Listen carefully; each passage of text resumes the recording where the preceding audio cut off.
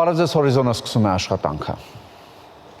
Վարչապետ Նիկոլ Փաշինյանն ընդունել է Եվրոպայում անվտանգության և համագործակցության կազմակերպության գլխավոր քարտուղար Ֆերիդուն Սինիրլիօղլուին, ով Հայաստանում է գտնվում տարածաշրջանային այցի շրջանակում։ Հանդիպմանը Ֆերիդուն Սինիրլիօղլուն նշել է, որ Հարավային Կովկասի տարածաշրջանը ԵԱՀԿ-ի համար ունի ռազմավարական նշանակություն և կառույցը շարունակելու է նպաստել խաղաղության օրակարգի առաջմղմանը։ ԵԱՀԿ գլխավոր քարտուղարը ողջունել է այդ ուղղությամբ ներդրվող ջանքերը տարածաշրջանային խաղաղության և կայունության ապահովման նպատակով։ Այս համատեքստում զրուցակիցները Հայաստանի և Ադրբեջանի միջև խաղաղության համաձայնագրի հնարավորինս շուրջ ստորագրման հույս են հայտնել։ Վարչապետ Փաշինյանն անդրադարձել է խաղաղության համաձայնագիրը ստորագրելու գործընթացում Հայաստանի դիրքորոշումներին, շեշտելով, որ խաղաղության օրակարգը Հայաստանի կառավարության առաջնահերթությունն է։ Իր հերթին ԵԱՀԿ գլխավոր քարտուղարը նշել է, որ տարածաշրջանում խաղաղության հասնելու մեծ հնարավորություններ կան և պետք է դրանք իրացնել։ Հայաստանի արտաքին գործերի նախարար Արարատ Միրզոյանը ևս հանդիպում է ունեցել ԵԱՀԿ գլխավոր քարտուղար Ֆերիդուն Սինիրլիօղլուի հետ, անդրադարձ է կատարվել Հայաստանի և Ադրբեջանի միջև խաղաղության գործընթացին, այդ թվում կարևորելով երկու երկրների միջև խաղաղության և միջպետական հարաբերությունների հաստատման մասին համաձայնագրի տեքստի համաձայնեցված լինելու հանգամանքը։ Նախարար Միրզոյանը շեշտել է համաձայնագրի ստորագրման կարևորությունը։ Արարատ Միրզոյանն անդրադարձ է կատարել ԵԱՀԿ Մինսկի խմբի առնչությամբ Հայաստանի կողմից հնչեցված մոտեցմանը, ինչպես նաև ներկայացրել խաղաղության գործընթացի մյուս բաղադրիչների առնչությամբ Հայաստանի կողմից առաջ քաշված կառուցողական առաջարկները։ Տարածաշրջանային հաղորդակցությունների ապաշրջափակման համատեքստում ընդգծվել է Հարավային Կովկասի որպես յուրահատուկ խաչմերուկի մեծ ներուժն ու տարանցիկ հնարավորություններից օգտվելու ժամանակի հրամայականը։ Արարատ Միրզոյանը և Ֆերիդուն Սինիրլիօղլուն մտքեր են փոխանակել նաև Հայաստանի և Թուրքիայի միջև հարաբերությունների կարգավորման գործընթացի շուրջ։ Վերջին շաբաթներին Ադրբեջանը պարբերաբար ապատեղեկատվություն է տարածում Հայաստանին մեղադրելով հրադադարը խախտելու մեջ։ Այս վարքագիծը գերիշխող է դարձել այն պահից սկսած, երբ թե Երևանը, թե Բաքուն հայտարարեցին, որ վերջնականացվել է խաղաղության պայմանագրի տեքստը։ Ինչով է պայմանավորված այս ամենը և ինչ քայլեր են անհրաժեշտ, այս ու այլ հարցերի հեռանկարի տաղավարում անդրադարձ է կատարել արտաքին քաղաքականության և անվտանգության կառավարման հարցերով փորձագետ Սոսի Թաթիկյանը։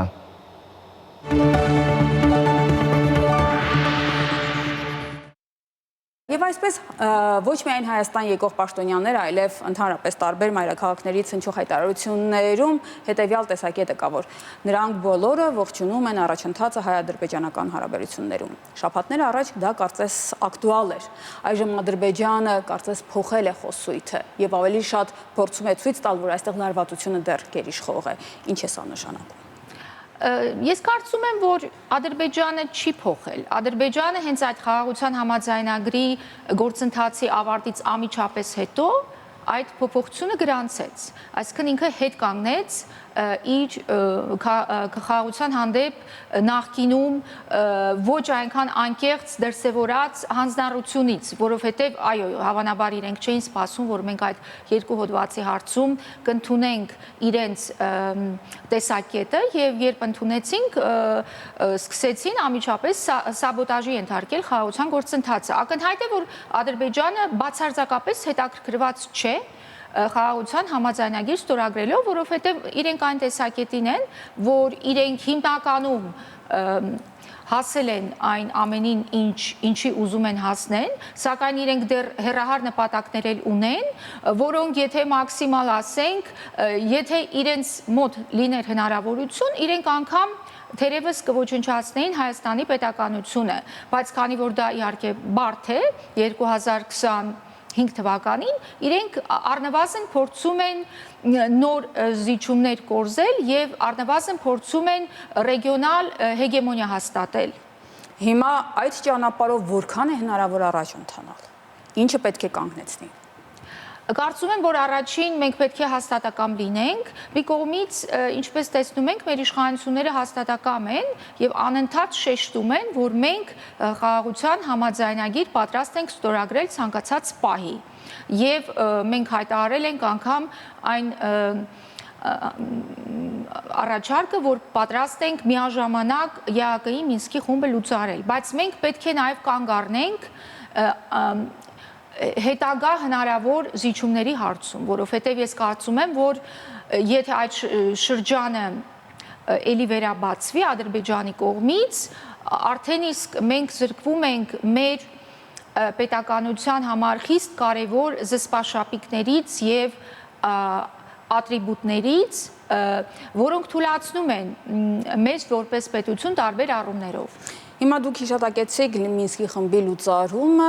նաև Ադրբեջանը սահմանադրության հարցն է պարբերաբար բարձրացնում։ Հիմա այս ամենի մասին փորձագիտական ձեր կարծիքն ինչպիսին է։ Սահմանադրությունը ամենաբարդ հարցն է, որովհետև այնտեղ կան շատ տարբեր շերտեր, ես կփորձեմ կարճ խոսել, ես կարծում եմ, որ մեր սահմանադրության փոփոխությունը որպես ներքին քաղաքական գործընթաց միշտ էլ նախատեսվում էր 19 թվականից, սակայն ակնհայտ է, որ Ադրբեջանը ամեն կերպ դա փորձում է դարձնել ներքին քաղաքական հարց Հայաստանի համար։ Եվ դա շատ մտահոգիչ է, որովհետև այն ելույթը, որը Բայրամովը ունեցավ Անտալիայում, ակնհայտորեն այդ նպատակներ հետապնդում, որովհետև ինքը ասում է, ես չեմ ուզում միայն Փաշինյանի կառավարության հետ խաղաղության համաձայնագիր կնքել, մենք պիտի համոզվենք, որ Հայաստանում չկան այսպես կոչված ռևանշիստներ, որոնք մի օր կարող են հերթական պահանջներ առաջադրել։ Դա ինչ է նշանակում։ Ինքը ասում է փաստորեն, ուղիղ տեքստով, որ Ադրբեջանը ուզում է, որ Հայաստանի ժողովուրդը գնա եւ կողմ քվեարկի նոր սահմանադրությանը առանց այդ անկախության հռչակագրին եւ հետեւաբար նաեւ Լեռնային Ղարաբաղի մասին որևէ թեկուզև ամենաանուղակի ակնարկ պարունակող փաստաթղթին եւ այդ դեպքում միայն իրենք կհամոզվեն, որ Հայաստանում ռևանշիզմ չկա, սա շատ վտանգավոր է, քանի որ մենք ժողովրդավարական երկիր ենք եւ չի կարող լինել երաշխիք, որ մեր ժողովուրդը կգնա եւ մեծամասնությամբ կողմ կքվեարկի առանց այդ հղմանը, սահմանադրությանը, մանավանդ, եթե իրենք ամեն կերպ փորձում են դա Հայաստանում դարձնել ներքին քաղաքական հարց։ Դա փաստորեն հիբրիդային պատերազմի մի տեսակ է, եւ հետո եթե Հայաստանի ժողովուրդը կողմ չքվեարկի, նրանք կարող են դա որպես պատրվակ օգտագործել ընդհուպ մինչև նոր ռազմական հարձակում նախաձեռնելու համար, ինչպես Ռուսաստանը Ուկրաինային է պիտակավորում եւ նմանատիպ այլ օրինակներ։ Իրենք հիմա ասում են, եվրոպական երկրներում էլ եղել են նմանատիպ դեպքեր, երբ սահմանադրության փոփոխություններ են եղել երկու երկրների միջև հարաբերությունների պահանջներից դրդված։ Դա ճիշտ է, որովհետև այնտեղ կա եւ իրենք փորձում են դա օգտագործել Բելֆաստի դեպքը Միացյալ Թագավորության եւ Իռլանդիայի միջև, սակայն այնտեղ ուժերի լրիվ այլ դինամիկա է եղել, երկու կողմն էլ բարի կամք են ունեցել եւ իրենք նաեւ ակնարկում են Հյուսիսային Մակեդոնիայի դեպքը, որը երկու անգամ արդեն պահանջների է ենթարկվել Հունաստանի եւ Բուլղարիայի կողմից ազգային ինքնության նառնչվող համապատասխան սահմանադրական փոփոխություններ անել։ Դա եղել է Եվրամիության անդամակցության կոնտեքստում, սակայն մեր դեպքում դա շատ ուրիշ է, հատկապես քանի որ Ադրբեջանի սահմանադրությունը նույնպես հղում է կատարում այդ իրենց անկախության հռչակագրին եւ ի տարբերություն մեզ իրենք իրենց իրավահաջորդ են հայտարարել ոչ թե սովետական խորհրդային Ադրբեջանին, այլ մուսաֆաթական առաջին Ադրբեջանին, որը ազգերի լիգայում ներկայացրել է քարտեզներ, որով Հայաստանի տարածքի 60%-ը իրենք պահանջել են։ Եվ ըստ իս մենք պետք է այդ հարցը սկսենք ավելի լուրջ հետամուտ լինել եւ անգամ Բայրամովը մի տեսակ ծաղրական ասեց, եթե դա իրական մտահոգություն լիներ հայկական կողմից, դուք այդ հարցը ավելի լուրջ կբարձրացնեք։ Ես անձամբ գտնում եմ, որ պետք է առնվազն հասնել այդ փոխադարձության սկզբունքին։ Իհարկե Ադրբեջանը օգտագործելով ուժերի ասիմետրիան ամեն կերպ կդիմադրի, որ իրենք էլ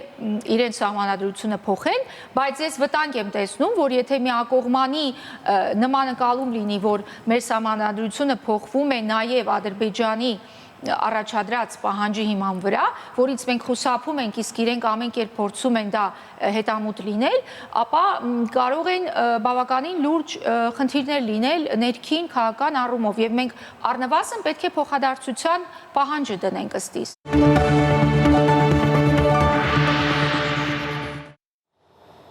Քիչ առաջ հայտնի դարձավ, որ այսօր առավոտյան մահացել է Ռոմի Պապ Ֆրանցիսկոսը, նա 88 տարեկան էր։ Հիշեցնենք, որ փետրվարին Ռոմի Պապը Ջեմելի հիվանդանոց էր տեղափոխվել շնչառության հետ կապված խնդիրներով, ավելի ուշ նրա մոտ երկկողմանի թոքաբորբ էր ախտորոշվել։ Որոշ ժամանակ անց սակայն նա դուրս էր գրվել հիվանդանոցից։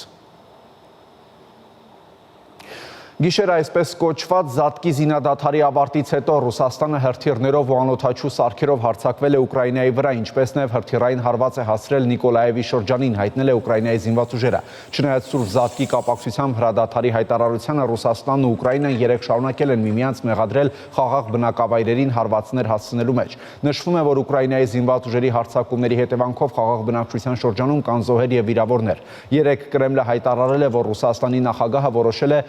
չերկարաձգել Սուրբ Հարության տոնի արդիվ հայտարարված հրադադարը, իսկ իր հերթին Վլադիմիր Զելենսկին առաջարկել է 30 օրով զերծ մնալ քաղաքացիական ենթակառուցվածքների վրա հեռահար անօդաչու թռչող սարքերի եւ հրթիռների հարվածներից։ Իրանի ու Միացյալ Նահանգների բանագնացները պայմանավորվել են եւս մեկ հանդիպում ունենալ հաջորդ շաբաթ Օմանում Թեհրանի միջուկային ծրագրի շուրջ տարաձայնությունները հարթելու համար։ Համաձայնությունը ձեռք է բերվել Հռոմում կայացած հանդիպման ժամանակ, որին իրանական կողմից մասնակցել է արտգործնախարար Աբբաս Արաղչին, Վաշինգտոնից նախագահ Թրամփի մերձավոր արևելքի բանագնաց Սթիվ Ուիթքոֆը։ Բանակցություններից հետո Իրանի արտգործնախարարը հայտարարել է, որ Իրանն ու Միացյալ Նահանգները պայմանավորվել են սկսել աշխատանքը միջուկային համաձայնագրի ուրվագծերի շուրջ։ Աբբաս Արաղչին պնդել է, թե Օմանի միջնորդությամբ 4 ժամ տևած անցած անուղղակի բանակցությունները եղել են օգտակար ու անցել կառուցողական մթնոլորտում։ Վաշինգտոնի ներկայացուցիչ Սթիվ Ուիթքոֆը եւս դրական է գնահատել հանդիպումը, պնդելով, թե կողմերը շատ լավ առաջընթաց են գրանցել։ Այսքանը կհանդիպենք ժամը 15-ին առայժմ։ Արարատ բանկը դարձել է STEM Expo 2025-ի գլխավոր հովանավորը, աջակցելով գիտության, տեխնոլոգիայի, ճարտարագիտության եւ մաթեմատիկայի զարգացմանը։ Միջոցառումը միավորում է նորարար մտածողություն ու երիտասարդ ուժ, իսկ Արարատ բանկը կանգնած է այս ամենի կողքին որպես գործընկեր։ Արարատ բանկի սոցիալական ծրագրերի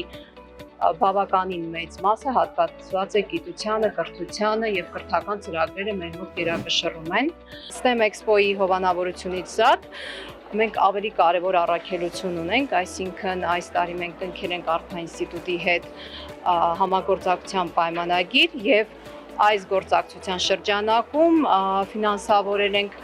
Լոռու մարզի 5 հանրակրթական դպրոցների համար կրթական փաթեթներ, որոնք կներդրվեն դպրոցներում նոր ուսումնական տարում։ Էքսպոն իրականացվել է Արփա գիտահետազոտական ինստիտուտի նախաձեռնությամբ Հայաստանի կրթության, գիտության, մշակույթի եւ սպորտի նախարարության հետ համագործակցությամբ։ Արարատ բանկի գլխավոր հովանավորությունը վկայում է սոցիալապես պատասխանատու եւ գիտակենտրոն բիզնեսի կարևոր ներդրման մասին Հայաստանի կրթական ու նորարարական ապագայի կառուցման գործում։ Անկերությունները օգնեն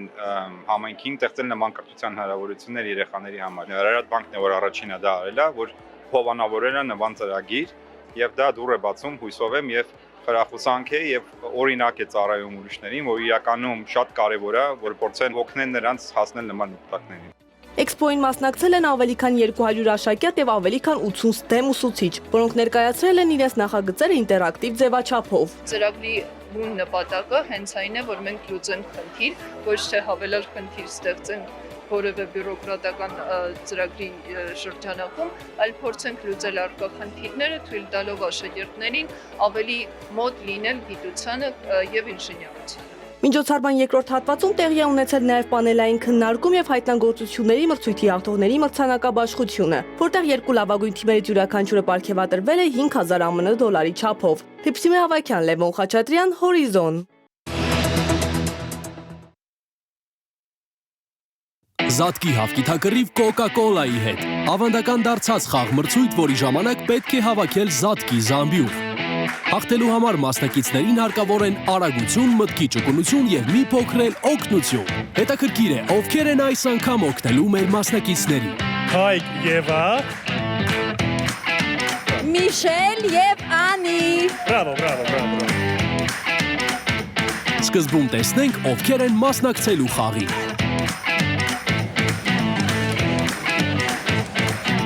Հետո բաժանենք նրանց թիմերի։ Եվա, Եվա,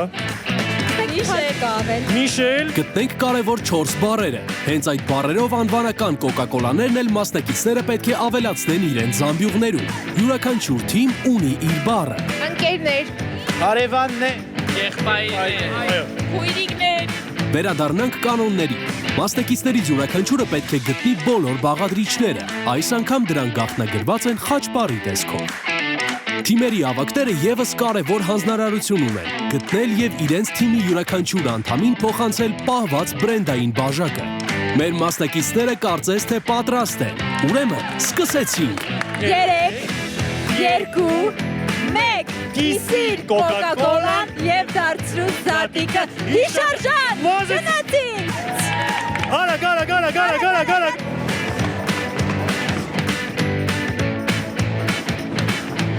Չեմ գտնում ինձ իմակիցների։ Եկեք։ 1.5 լիտր երեխեք, 1.5 լիտր։ Ես կարելի է։ Հա, բայց դու մեծ միշտ ես, այդ 1.5 չի։ Մեծ խաղ, թեժ մրցակցություն։ Գտա, բաժակները։ Նայեք ո՞նց է Հայկը ձեռքից ստանում։ Կարևորը շտապել, Так, լավրեն։ Հա, գտնել, ես քեզ բաժակ դիտամ։ Ոյ, այնտեղ տեսնում չոր մասնակից վազել ու էլի վազել։ Զատիկ սեղանի իր խորհուրդ ունեցող գինի։ Հինա Դու անես։ Մերսի։ Չմոռանալով կատարել բոլոր պայմանները։ Всё, ես քեզ բաժակ։ Բաժակ կոկա-կոլա պետք է։ Բազի ինչքան ուժ ունես։ Այ այսեն։ Բազ սա խրցել ես, բաժակ ունես, կոլամ ես, բազի դուս։ Հիմա այս ո՞նց հասկանեմ իմ մասնակիցները ստեղ են թե չէ Ահա, մենք արդեն ունենք հաղթող, ավելի շուտ հաղթողներ, ովքեր ստացան իրենց մրցանակները։ Հաղթող թիմերը նույնպես։ Կոկա-կոլան տոնի հրաշքը կիսում է բոլորի հետ։ Հենց դրա համար բոլոր մասնակիցները տուն տարան իրենց հավաքած զամբյուղները։ Կիսիր Կոկա-կոլան քո ընտանիքի, սիրելիների, հարևանների հետ եւ դարձրու Զատիկը հիշարժան։ Շտորհավոր Սուրբ Զատիկ։